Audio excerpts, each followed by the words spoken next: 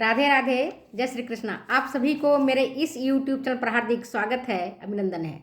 दोस्तों, मेरी एक बच्ची बड़े प्रेम से बहुत दिनों से कह रही थी, मैडम फूड एंड न्यूट्रिशन पर हमें बता दीजिए, खाद्य के बारे में आपने बताया नहीं, खाद्य प्रबंधन के बारे में मुझे बताया नहीं।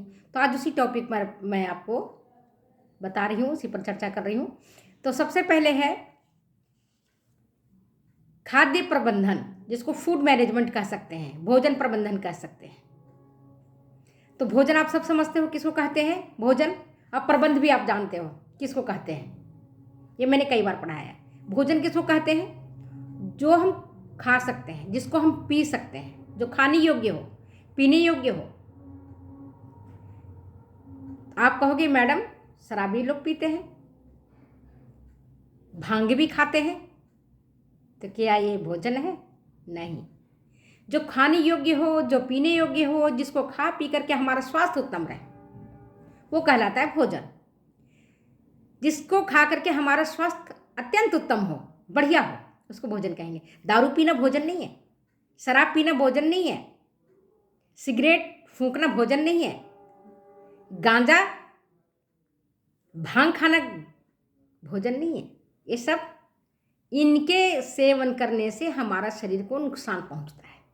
तो भोजन है क्या? जितने भी प्रकार के हम अनाज खाते हैं, फल खाते हैं, सब्जियां खाते हैं, दूध पीते हैं, वे सारे भोज्य पदार्थ भोजन कहलाते हैं, जिनको खा करके हमारा शरीर अच्छा रहे। प्रबंधन किसको कहते हैं आपको मालूम है? कैसे हम मैनेज करें चीजों को हम किस तरह से मैनेज करें जिससे कि कम से कम वेस्ट हो,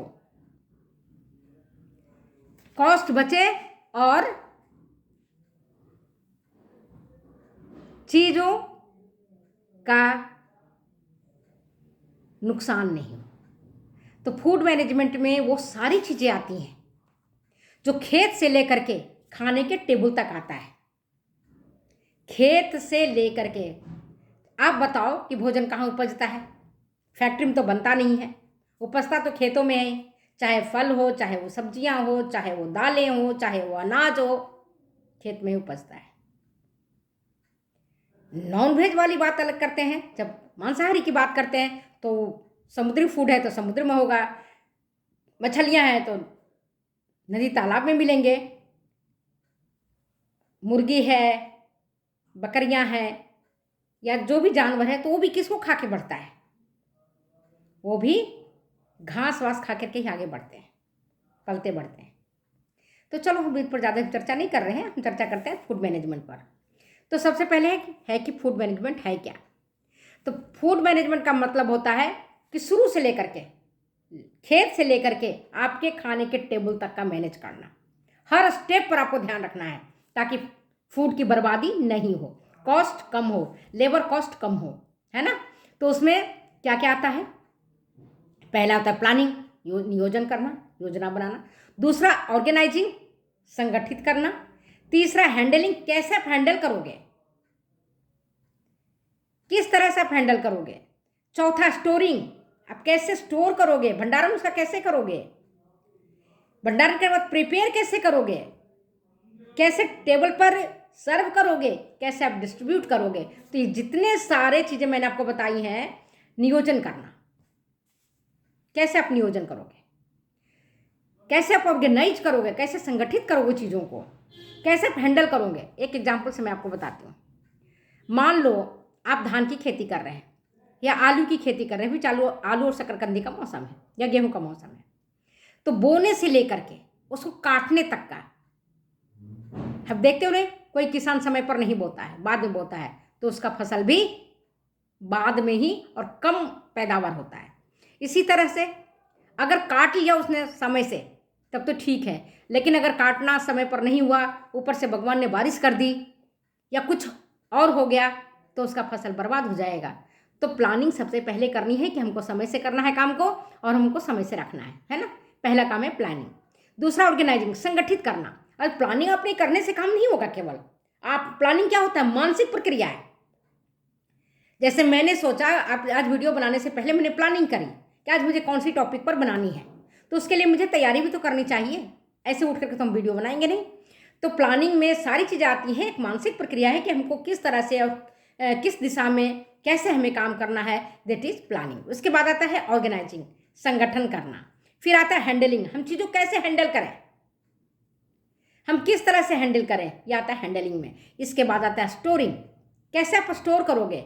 मान लो मैंने एग्जाम्पल बताया अभी, जैसे आलू या शकरकंदी या गेहूं की हमने खेती कर ली, प्लानिंग हमारे हो गया बहुत बढ़िया तगड़ा कि नहीं अभी हमको बोना है, इस खेत में हमें इस क्वालिटी का गेहूं बोना है, ठीक है। इसके बाद हमने उसका ऑर्गेनाइजिंग भी कर लिया, हमने संगठन भी कर लिया, हमने सारी चीज़ें ले आई। हैंडलिंग में हमने खूब अच्छे से किया, उसकी वीड्स भी निकाले, समय पर उसमें खाद भी दिया, पानी भी दिया, कीटनाशकों से भी हमने बचाया। अब आता है स्टोरिंग करने का काम। अगर हमने उसको समय से निकाल करके भंडारण नहीं किया, अच्छे जगह पर नहीं रखा, तो चूहे और दूसरे माइक्रो ऑर्गेनिज्म हमारे भोजन को कुतर करके खराब कर सकते हैं। चूहे तो कुतर देंगे, माइक्रो ऑर्गेनिज्म उसके अंदर घुस करके उनको सड़ा देंगे। तो कैसे हम भंडारण करें। आप देखते हैं कई सारी फूहड़ गृहिणियाँ जो होती हैं, चीज़ों को अगर समय पर ढंग से भंडारित नहीं करती हैं, चाहे दूध हो, चाहे दही हो, चाहे सब्जियां हो, चाहे पालक हो, चाहे अनाज हो, तो वो सड़ करके फिक जाता है।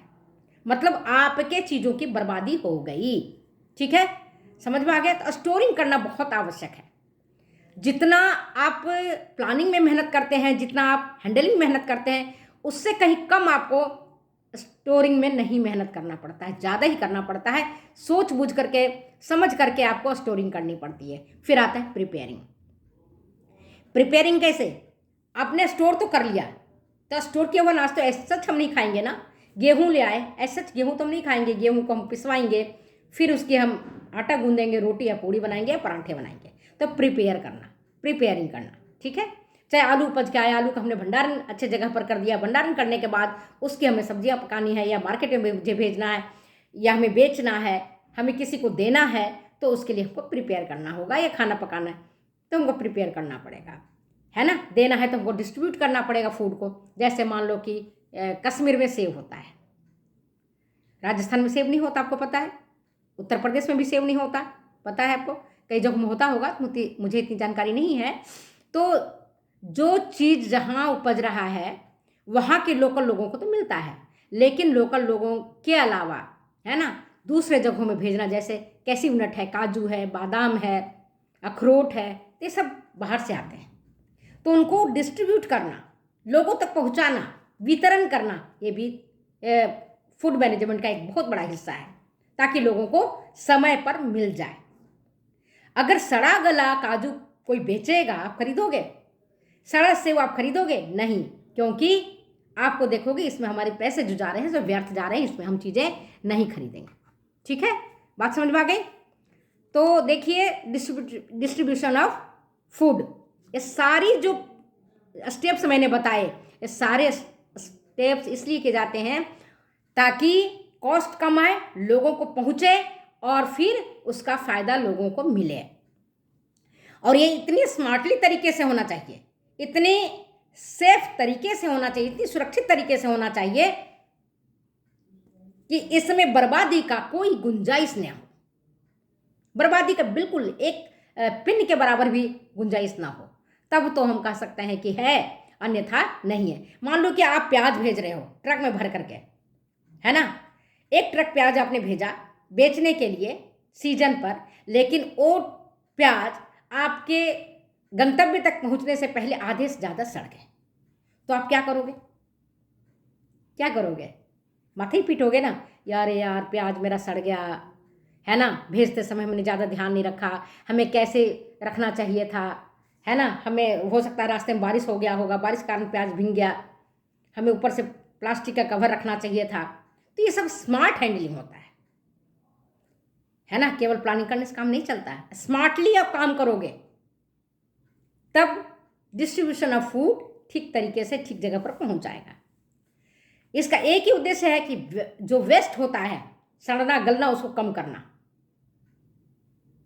आप देखो, ये हम नहीं बता रहे, शोध बताता है, रिसर्च बता रहा है कि जितना किसान बेचारे मेहनत करते हैं, खेतों में जाके काम करते हैं, और घर तक आते आते उनका 20 से 25% तक अनाज हो, फल हो, सब्जियां हो, वेस्ट हो जाता है। किसी को चूहे कुतर देते हैं, किसी को पक्षी चोंच मार देता है, जैसे मीठे आम है तो तोता चोंच मार दिया, आम हो गया, खराब हो गया।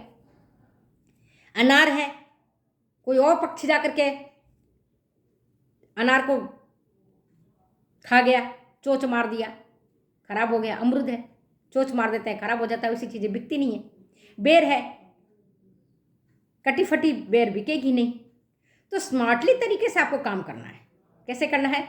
बहुत स्मार्टली तरीके से आपको काम करना है, सेफ तरीके से काम करना है, ताकि वेस्टेज कम से कम हो, व्यर्थ कम से कम हो।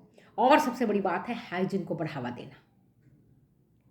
मान लो कोई रेस्टोरेंट में आप गए भोजन करने के लिए और वहाँ आपने गोभी की सब्जी ली, है ना, आलू गोभी की सब्जी आपने ली, ऑर्डर किया आपने, मिला। अगर उस प्लेट में कॉकरोच पड़ा हुआ मिले या एक पिल्लू मिले, कीड़ा मिले उस प्लेट में, क्या आप खाओगे? आप क्या करोगे? रेस्टोरेंट मालिक को आप या होटल के मालिक को आप कंप्लेन करोगे कि जो मैंने डिशेज ली है वो तो उसमें तो कीड़े पाए गए, उसमें कॉकरोच पाए गए। होता है अक्सर, आप देखते हो लोग कंज्यूमर कोर्ट जाते हैं, केस करते हैं, होटल मालिक पर करते हैं, रेस्टोरेंट मालिक पर करते हैं। तो क्या करना होता है? हाइजीन को बहुत बढ़ावा देना पड़ता है कि हम जो भी फूड हम सर्व कर रहे हैं वह फूड हमारा अच्छा है, स्वास्थ्यवर्धक है, स्वास्थ्य को नुकसान करने वाला नहीं है। अगर हमारे फूड स्वास्थ्य को नुकसान करेंगे तो ऐसा फूड खाना हम पसंद नहीं करेंगे, पहली बात। ठीक है, तो फूड मैनेजमेंट में आता है खेती करने से लेकर के, है ना, आपके टेबल तक और प्लेट में जब तक फूड नहीं आ जाए, भोजन नहीं आ जाए, जब तक आपके पास नहीं आ जाए, तब तक जो विभिन्न चरण हैं, विभिन्न प्रक्रियाएं हैं, उन सबको करना ही फूड मैनेजमेंट कहलाता है। चाहे वो रेस्टोरेंट में हो, चाहे वो होटल में हो, चाहे वो हॉस्टल में हो, चाहे वो कैंटीन में हो, चाहे कैफ़े में हो, चाहे आप स्कूल के लिए काम कर रहे हैं या फैक्ट्री के लिए काम कर रहे हैं या ट्रेन में भोजन दे रहे हैं या प्लेन में भोजन दे रहे हैं। कई लोग कहते हैं ट्रेन का खाना बेकार होता है, अच्छा नहीं होता है, पैसे लग जाते हैं, खाना अच्छा नहीं मिलता है।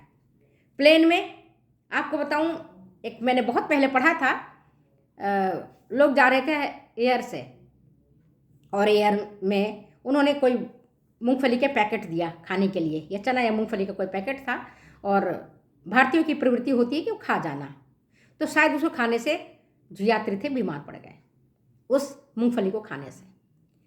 तो उस मूंगफली को खाने से बीमार पड़ने के बाद उस प्लेन के जो सर्व करते हैं, और वहाँ उसने उतरने के बाद उसने ये कंप्लेन किया कि जो उन्होंने मुझे दिया था, मूंगफली दी थी, वो मूंगफली ख़राब थी। बहुत पहले की कहानी है, आज की कहानी नहीं है। तो अब वहाँ पर भी देखते हो कितने हाइजीनिक तरीके से, है ना, फूड को सर्व करते हैं। कभी आप प्लेन में जाओ तो देखोगे कि जो आती है होस्टेज, पानी भी बहुत अच्छे तरीके से, खुद साफ़ सुथरा रहती है, उनका नाखून कटे हुए होते हैं, इनके बाल संवरे हुए होते हैं, ताकि कहीं से भी गंदगी जाने की भी चांसेस नहीं हो, माइक्रो ऑर्गेनिज्म नहीं पहुँच पाए। माइक्रो ऑर्गेनिज्म क्या करता है? चीज़ों को सड़ाता है और नुकसान करता है।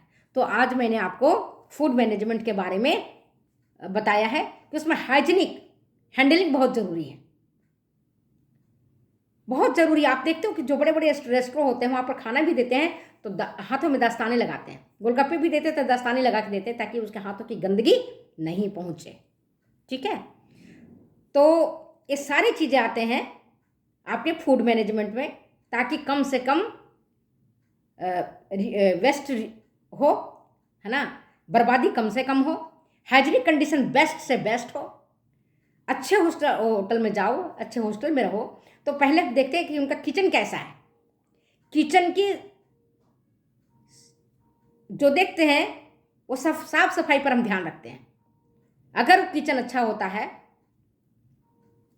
तो हम वहाँ का खाना पसंद करते हैं। अगर किचन गंदा होता है, बर्तन गंदे होते हैं, किचन से बदबू आती है, तो हम खाना पसंद नहीं करते हैं। तो सारी चीज़ें आती हैं आपके बेस्ट, ये इसके कहते हैं ना फूड मैनेजमेंट में।